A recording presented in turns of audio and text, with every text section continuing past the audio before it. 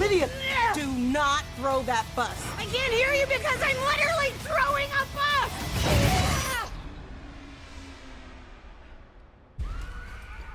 I'm sorry. That's on me. You ever watch a movie and there's just nothing there? There's nothing to talk about? Because like most movie reviews I do, I'm like, okay, well, the plot doesn't work. Here's some ways it could have worked.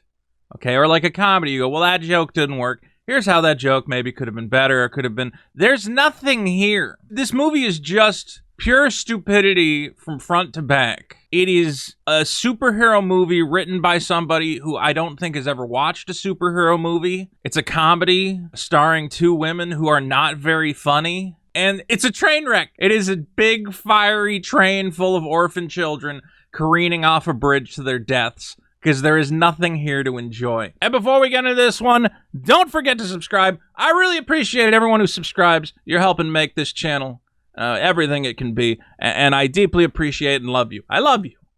I love you. Let's get into it. Thunder Force is a movie on Netflix. It is a Netflix exclusive. Oh boy. I keep saying I'm going to cancel my Netflix subscription, and this might be the movie that makes me do it. What is left on Netflix? There's nothing.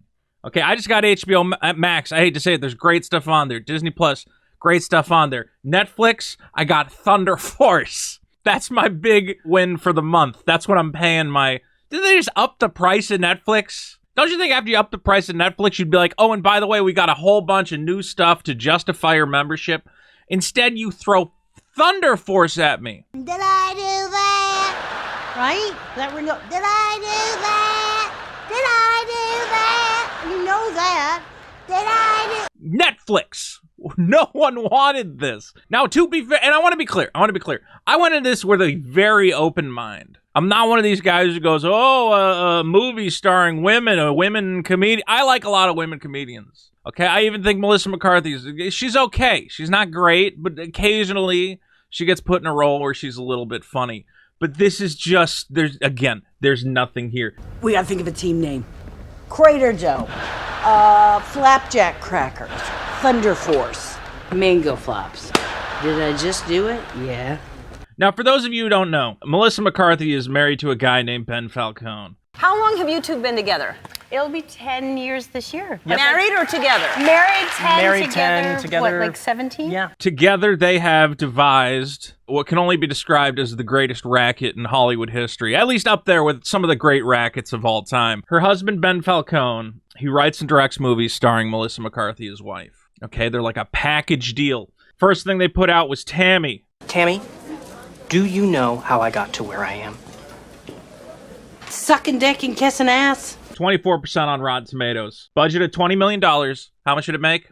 $100 million. $100 million on a $20 million budget. Well, when that happens, you know what happens? They let you make another one. Doesn't matter if the movie sucks, it made money. So then we get The Boss. Rotten Tomatoes, 21%, even lower than Tammy. Budget of $29 million, $78 million at the box office. Okay, they're on a roll here. What else do we got? Life of the Party, Life of the Party. Somebody's mom just enrolled in college. I'm referring to myself. Life of the Party, written and produced and directed by Ben Falcone, starring Melissa McCarthy, grossed $65 million against a budget of $30. The profits keep narrowing.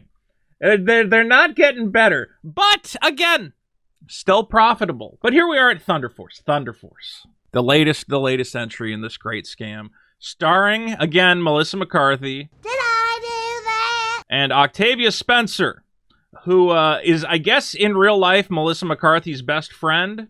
And these two are longtime friends off screen as well, going on 25 years. Again, it's like Adam Sandler. He makes movies just so his friends can get a paycheck. David Spade, I heard you're having troubles paying off your second house or whatever, your mortgage. How about I put you in this stupid movie about two high school friends, and we'll put it on Netflix. You get an easy $5 million just for showing up. You ready to get your drink on? Oh my God, that is not a Bud Light party ball. I think that's what happened here. They went, we got this Netflix deal. Should we get a really good comedic actress to be opposite Melissa McCarthy? No, let me just get my friend Octavia Spencer, who I hate to say it, she's not funny. Let's get swole and kick some miscreant butt. You said this wasn't gonna be anything like it was yesterday. I meant metabolically speaking. Actually, the delivery method is exactly the same. At least Melissa McCarthy, it's a little bit funny. Like, she kind of feels like a comedian. Okay, but Octavia Spencer keeps doing these, like, dark, depressing films about, you know, black people experiencing racism. We're gonna pray for the Evers. We're gonna pray for Merle. We living in hell. Has she done comedy? Because she is not funny in this movie at all. You're about to be thunderbolt. So how do we even talk about this movie? I guess let's talk about the plot. It's about two childhood friends. Octavia Spencer as a child was a very smart child. You think you're so smart. Always showing off in class. Say you're a dork and I'll leave you alone. And Melissa McCarthy as a child was a fat, stupid lady. She was a troublemaker. Don't think I won't hit a girl, Lydia. Don't think a girl won't hit you, Wayne. Now, this is a universe where there's some genetic mutation where it gives people superpowers, but the only way to get the mutation is if you're already predisposed to become a sociopath. So the only people who get powers in this universe are crazy, evil people. And they kill Octavia Spencer's mom and dad, which means she dedicates her life to becoming a genetic engineer so she can give normal people superpowers. That's what my parents were working on. A way to turn regular people into superheroes. It would have been cool if they could have turned regular people into superheroes. I mean, someone's got to fight against those miscreants. I'm gonna do that someday. It's a little weird of a setup to be like, oh, the only way you can get powers is if you're already predisposed to evil. It's like, what happens in the 20, 30 years it takes her to grow up and come up with superpowers for normal people? Like, are all the bad guys super people just going around causing trouble? Like, how do they not take over the planet while you're doing that? Or are they not that ambitious? They're just doing petty crime. Point is, the whole part with them as kids, there's no jokes. Or they try to have jokes, but they're not funny. I'll say grace. Thank you, Lydia. Thanks, Lord, for making such kick-ass food. If Jesus was here, he would crush it. The kids they got are not funny. They don't give them anything funny to do. And ultimately, it just builds towards this pointless falling out where Octavia Spencer is like, I need to focus on science. And Melissa McCarthy's like, yeah, well, you only care about science and you don't care about our friendship. You don't understand. I owe it to my parents to be something special. And we all know I'm not special. I didn't say that. It's fine now. Which kind of tries to set up a theme of like, you abandoned me back in the day, and then that's going to come up as a conflict. But it ultimately goes nowhere. Point is, Melissa McCarthy ends up being a stupid forklift driver, drinking beer, whatever else. High school reunion comes up, and she's like, oh, I should call up Emily, and I should make her come to our class reunion. Hello, there's a Lydia Berman here to see Miss Stanton. Yeah, she says she's here to take her to our high school reunion. I'm here to take her to our high school reunion. She doesn't like to go to parties. Yeah, just said on that. her. Meanwhile, Emily has become, you know, the scientist she wanted to be. She has her own corporation, everything else. Emily's like, oh, sorry, I don't have time to go to the thing. Can you wait here for a second? I'll come back. Ooh, don't touch anything while I'm gone, please. Yeah. Not even. Oh. And while she's gone, Melissa McCarthy gets in the stupid chair that gives you superpowers. I'm just gonna sit, not touch anything else, and wait for my beer. Oh.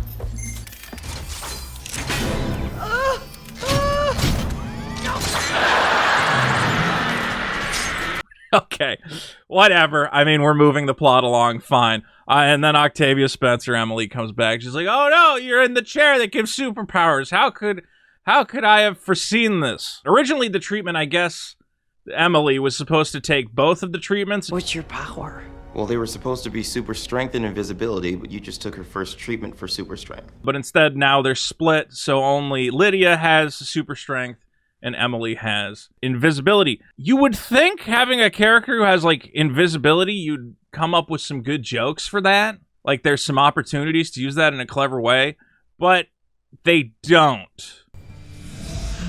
Em, say something. You're freaking me out. You gotta say something, Emily. I can't. All right, where are you? I'm gonna put a bell on you. There's, like, a couple jokes where Lydia's like, are you still there? Are you still here? Yes. Go ahead. Where are you, invisible friend? And also, these powers are boring. Again, this feels like a superhero movie made by somebody who does not care about superheroes. Because when you think about superheroes, like, okay, Captain America, yes, has super strength, but he also has, you know, his shield. He has a certain, I don't know, style to him. Obviously, he's very patriotic. Like, he's defined by multiple things. Or like the Hulk, he's really powerful, but also he's wrestling with whatever else. Like, there's multiple layers to the powers. It's not just strong guy. And Melissa McCarthy's character is just, I'm really good at punching stuff. That's my whole thing. Okay, same goes for invisible Octavia Spencer. Her only power is to turn invisible, which doesn't, like, allow her to do any damage, so she also just has a taser. Mom, go ahead and open the glove compartment. Why? Because I wanted you to be safe out there. So I developed a high-powered taser for you. Why not just write it so, like, she has, I don't know, electricity powers in addition to turning invisible? Like, wouldn't that be more interesting than, like, I can turn invisible, then sneak up on someone and zap them with a taser? This is such an extra crispy, you donut hole. Thrilling stuff. Thrilling stuff. The bulk of this movie's jokes are, haha, fat lady fall down. Hold on to your tatas, Bill. That's basically the majority of the jokes in the movie. All right, for the mouth breathers in the audience go, oh, fat lady fall! Fat lady fall down! Oh, that went better than I thought. Yeah, I know if Melissa McCarthy's the star of your movie, you're probably going to make some fat people jokes, some fat lady jokes. Fine. But I feel like that's all they got. Oh, fat lady have trouble getting out of car. Fat lady fighting and then gets hurt so bad. Most of the comedy in this movie is like baby comedy. It's like written for an 8-year-old. At 30 minutes in, she goes, I peed my pants. Here goes nothing. Ooh, I might have peed just a little bit. My suit too. Yes, according to this, your bladder did release some urine. Well, great first day, everybody. Hilarious. Just 2 minutes later, she goes, something about her tatas. And then the kid goes, what are tatas? All right, hold on to your tatas. What are tatas? Hilarious stuff. What's worse, though, is when they come up with a joke and they think it's funny enough to be a recurring joke, a recurring bit, and it's just terrible, but they keep doing it. Do not throw that bus. I can't hear you because I'm literally throwing a bus. Dads, that lady just threw a bus. Oh my God, I just threw a bus. She's a really good person. But she threw a bus, honey. Like, if you're going to come up with a recurring joke for your movie, it has to be so good that it's worth making the joke multiple times. They took our jobs. They took our jobs. They took our jobs. But one of the major recurring jokes is that she needs to get protein, and the best way for her to get it is to eat raw chicken. Due to your body's rapidly changing chemistry, this may be the only thing you can stomach. Ew. The point is that the only joke here is, fat lady eat chicken. Chicken not cooked. So gross. Fat lady eat the chicken. Ew, gross. So gross. And you're like, all right, that was gross. And then they do it again. And then they do it again. Knock, knock. And you're like, do I really gotta watch this fat lady eat raw chicken for the rest of the movie? Oh, she's gonna eat the chicken again. Oh, the chicken. She's eating the chicken. There's no joke there. Another joke. At 42 minutes, there's some weird joke where they're trying to come up with their superhero names. And she goes, your superhero name should be Bingo. Oh, I got it. You're Bingo. Well, that makes zero sense. It's a catchphrase and a name all in one neat little package. And you can say, Bingo, I go invisible. It feels like an ad-lib. It feels like, again, what they did with Ghostbusters, where it's like, let's just walk and talk and we'll come up with the dialogue as we go instead of like writing down a script. She goes, yeah, your superhero name should be Bingo. And then Emily goes, oh, you mean like the dog? And she goes, no, there's no dog named Bingo. Do you mean Zorro? Are you thinking Zorro? Zorro was his name, oh. That's not correct. I'm like, how did this stay in the movie? Like, I feel like you ad-libbed this terrible Bingo joke, and then you should have went back and been like, that joke is not funny, let's take it out and do something else.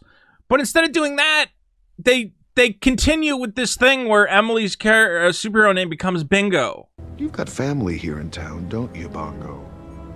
It's Bingo. I don't care. I don't know why I'm defending that name. I actually hate it. Again, what's the joke? That Bingo is a shitty superhero name? And again, I'm talking about this idea, a guy who does not care about superheroes. Because I kept thinking about Venture Brothers. Go Team Venture! Which is so great because it comes up with all these great names for the characters, which sound like they could be real superheroes in a different universe. Phantom Limb, a guy who has invisible limbs. What are you doing? I'm wringing my hands. Menacingly. Well, nobody can see that. The Monarch, a guy who's got like a whole butterfly theme. At my signal, we shall lift Dr. Venture the true power of the cocoon! Like interesting, cool superhero, supervillain names that like evoke something and they have a style, they have powers. Like that's a funny way to comment on superheroes. Like that's a way to do a superhero comedy. Here, the main bad guy, his name is the King. Oh, I'm sorry to disappoint you, King. Okay, it's the King. Okay, the King. It's 3 letters. Why doesn't anybody get this? He's not named that because he has any king-specific powers. It's just a generic bad guy name because I guess he's in charge. There's a girl who can shoot lasers. What's her name? Laser. Did you write this script in an afternoon and put placeholder names or forget to go back and come up with a name for the characters? There's a guy who's got crab hands, played by Jason Bateman, who I love. What do we call the guy with crab hands? The Crab. It's been a blast, but we're gonna hit it. Guys, get your shit together. Let's go. Off the top of my head, I feel like I could come up with a better name for that guy. Shellcracker. Okay? Danger Claw. Something evocative and interesting. Not the Crab. Like, you're just phoning it in at this point. I don't think you care. Again, here's another great joke. They find out the guy they're trying to stop is the Crab. And Melissa McCarthy says... The Crab. What's his power? Like, tasting delicious with melted butter? Ha ha ha ha! Because he's a crab. Get it? Who wrote this? Oh, wait, I know who wrote this. Your fucking husband. Because you're running a scam on all of us. You ran a scam on Netflix. Netflix said, yeah, we'll give you money to make a funny superhero movie. We've never seen that before. A lot of these superhero movies are already comedies. They're already funny. Okay, look at Guardians of the Galaxy. The Ravagers, led by Yondu Udanta. Oh, I'm sorry. I didn't know how this machine worked. Look at Deadpool. I'm about to do to you what Limp Bizkit did to music in the late 90s. Dad? So the idea that you would make a superhero-specific comedy and it's less funny than actual superhero movies, like, aren't you kind of ashamed of yourself that you went into this and you're like, oh, we'll make, like, a comedy superhero movie, and it is probably less funny than the least funny joke in some of those Avengers movies. I still think about some of the jokes in those Avengers movies and I laugh. The part where Iron Man goes... he's a wizard from space. No, he wants, I forget. What is it? What is this guy's problem, Mr. Stark? He's from space. He came here to steal a necklace from a wizard. I laugh at that stupid line. It's a funny line that correctly sums up the situation in a humorous way. And that is, again, funnier than anything in this movie. I can't think of any joke where I legitimately laughed. I can't think of one joke. We're not doing it for the thanks. We're here to protect the city. But if you did want to thank me with a pickle in a bag... Hey, you saved our lives. You know what? You deserve a pickle bag. And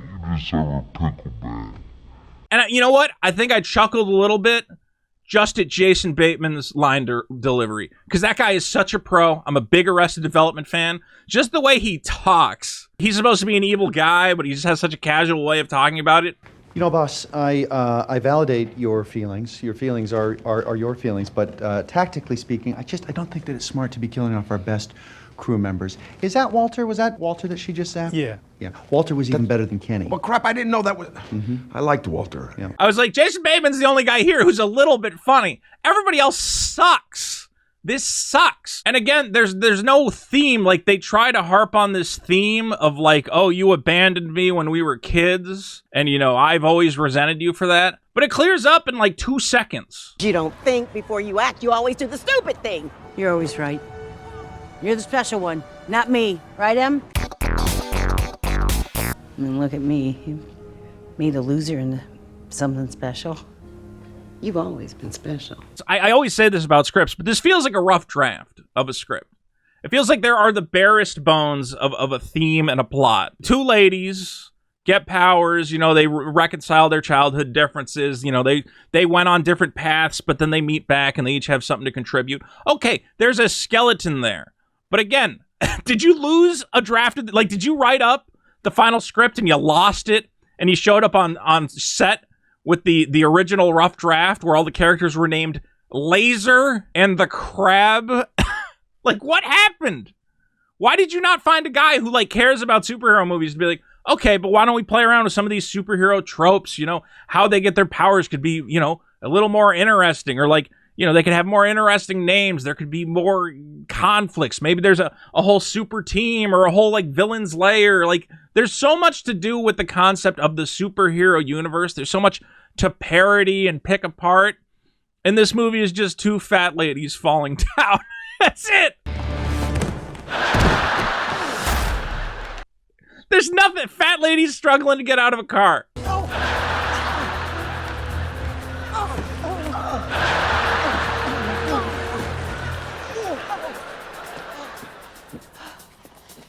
We've got to rethink this car.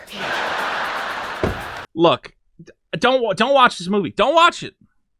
Don't watch it. Sometimes I will say, like, you know, it's worth watching because it's interesting for this reason. Even movies I hate. Like, even something like Wonder Woman 1984, I'm like, it's interesting to watch it to see the mistakes they made. Don't watch this at all.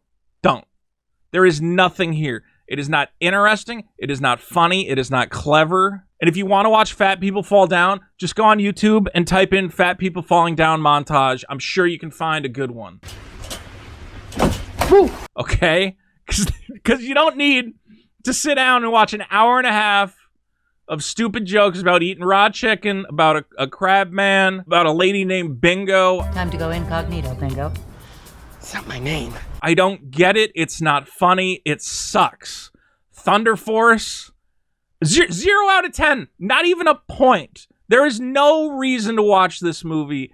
It's pure trash, and it's a tragedy. It is an honest tragedy. Because again, there is so much fun you could have doing a good superhero movie if you got a real writer, a real director, some real actors. Just the opportunity you have here with Netflix saying, yes, we're going to support a comedy superhero movie. You could have had so much fun with it, and instead you made a movie about fat women eating raw chicken and falling down. Tragedy. Shame on you, Ben Falcone. Shame on you, Melissa McCarthy.